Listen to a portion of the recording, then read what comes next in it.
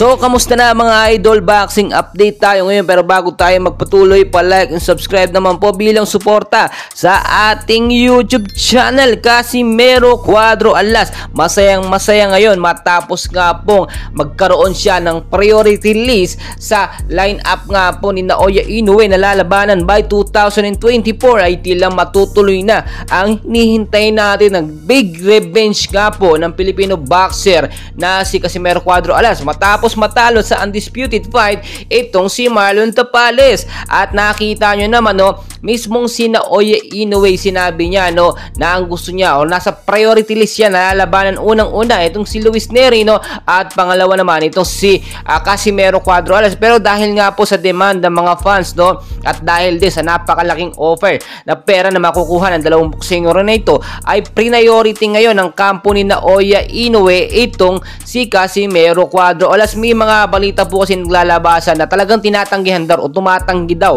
itong kampo ni Naoya Inoue, which is naka-down sa pride ng hapong boksingero na ito o Harleman ng Japan. Ang pinapalabas nila, duwag ito si Inoue at hindi makakapalag dito kay Casimero Cuadro Alas. Kaya naman ayon na rin sa ating mga nakuhang source, by 2024 by sa May po magkakaroon po ng big matchup, isa sa dalawang boksingero na yan, Luis Nery or Casimero Cuadro Alas.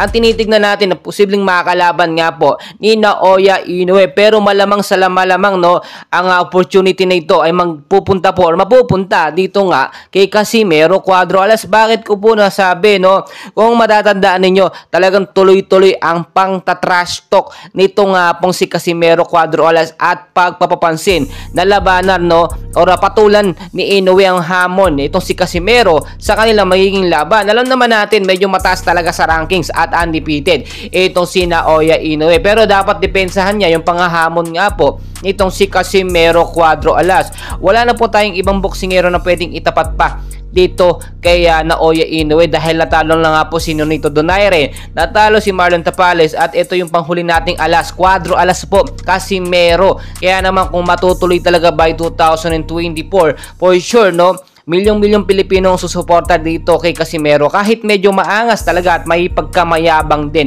ang datingan nitong si Casimero Cuadro Alas, ay may pagmayabang naman siya malakas naman at marami na siyang pinatumbang mga boksingero. May nagsasabi din kaya daw ayaw patulan ni Naoya Inoue itong si Casimero dahil yung nakita ni Naoya Inoue yung laban nga po nitong si Casimero at Yukinori Agoni hindi naman impressive. Pero kung titignan nyo, round 4 halos mapatumba or ma-knockout nga nitong si Casimero si Yukinori, sadyang na-headbutt lamang at nauwi sa draw. Pero sayang po yung pagkakataon na yun, dapat kuhang-kuha na or abot kamay na ni Casimero Cuadro Alas ang pagkapanalo. Ganun na ganun po ang mangyayari at gagawin daw ni Casimero sa laban nila nito ni si Naoya Inoue. Hindi po masyadong nagkakalayo ang lakas nitong si Yukinori at Naoya Inoue, kaya naman alam natin kayang-kayang makapalag ng ating boksingerong Pilipino, Alas ng Pilipinas, angas ng Pinas na si Casimero Cuadro Alas. And please guys, huwag niyo pong kakalimutan mag-like and subscribe para updated kayo sa ating mga daily boxing